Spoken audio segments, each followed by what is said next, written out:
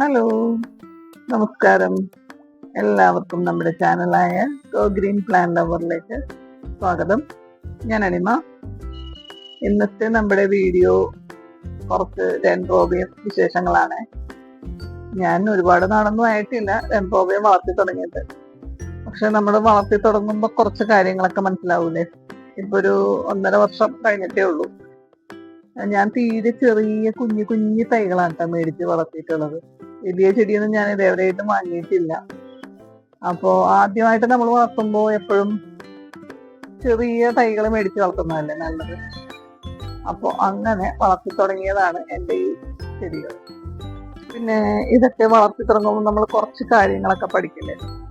അപ്പൊ എനിക്ക് മനസ്സിലായിട്ടുള്ള കുറച്ച് കാര്യങ്ങളാണ് ഇന്നത്തെ ഈ വീഡിയോയില്.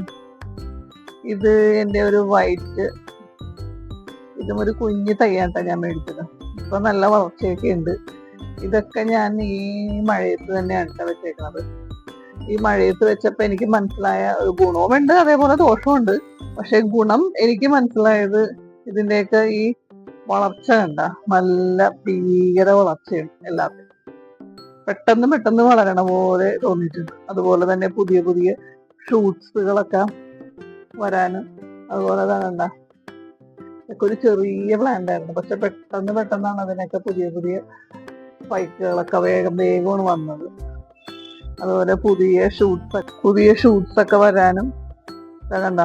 ഇതൊക്കെ നല്ല, ഇതൊക്കെ ഈ മിനിയേച്ചർ വെറൈറ്റിയാണ്. പക്ഷെ അതിന്റെയൊക്കെ വളർച്ച നല്ല രീതിയിൽ വളർന്നിട്ടുണ്ട്. പിന്നെ ഞാനിത് കുറച്ചാകുമ്പോഴത്തേക്കും നമ്മുടെ മണ്ണിന്റെ പോട്ടിലോട്ട് മാറ്റാറുണ്ട് കേട്ടോ. അതുകൊണ്ട് കുറച്ചും കൂടി നല്ല വളർച്ചയുള്ളത് പോലെ തോന്നിയിട്ടുണ്ട്. നല്ല രീതിയിൽ റൂട്ട്സ് ഒക്കെ എന്താ കണ്ട ഇതേപോലെ ഇങ്ങനെ തഴച്ച് വളരണത് പോലെ തോന്നിയിട്ടുണ്ട്. ഇത് കണ്ട ഇതിന്റെയൊക്കെ റൂട്ട്സ് നല്ല രീതിയിൽ വന്നേക്കണ. പുതിയ പുതിയ റൂട്ട്സും ഒക്കെ വളർന്ന് നല്ല രീതിയിൽ നല്ല ഹെൽത്തി ആയിട്ട് നിൽക്കണ പോലെയാണ് എനിക്ക് മനസ്സിലായിട്ടുള്ളത്. അതുപോലെ ഇതെല്ലാം ഈ മഴയത്ത് തന്നെ ഇരിക്കണോണ്ടാണ് ഇത്രയും നല്ല വളർച്ചയൊക്കെ ഇതില്ലേ നല്ല രീതിയിൽ വളർന്നിട്ടുണ്ട്. പിന്നെ മഴയത്തിരിക്കുന്നത് കൊണ്ടാണോ എന്ന് അറിഞ്ഞൂടാ, ഇതിന്റെ ഈ തെമ്മിനൊക്കെ ഒരു കറുത്ത പാട്, ഈ ഇലകളുടെ ഇവിടെയൊക്കെ ഒരു കറുത്ത ഇത് വെയിൽ കൊണ്ട് കരിഞ്ഞതാണ്. ഒരു സൈസ് കറുത്ത പാട് പോലെ ഒരു സംഭവം വന്നിട്ടുണ്ട്. അതെനിക്ക് തോന്നുന്നു മഴ കൂടുതൽ കൊണ്ടിട്ടാണ് തോന്നുന്നത്. ഇപ്പൊ ഒരു സൈസ് വല്ലാത്ത മഴയാണല്ലോ. പിന്നെ ഒച്ചിന്റെ ശല്യം കുറച്ച് കൂടുതലായിരിക്കും കേട്ടോ ഈ സമയത്ത്. ഞാനിത് എൻ്റെ ഒരു ഓപ്പൺ ടെറസിലാണ് വെച്ചേക്കുന്നത്. പക്ഷെ എന്നിട്ട് വരെയും ഒച്ചി ഇവിടെ വരെയും കയറി വന്ന് ഭയങ്കര അല്ല, എന്നാലും ഇപ്പൊ മഴ തുടങ്ങിയിട്ടല്ലേ ഉള്ളൂ. ഇപ്പോഴേ ഇത്ര ശല്യമാണെങ്കിൽ അപ്പൊ ഇനി വർഷം കാലം കിടക്കണേയുള്ളൂ. അപ്പൊ എന്തുമാത്രം ശല്യം ഉണ്ടാവും എന്നാണ് ഞാൻ വിചാരിക്കുന്നത്.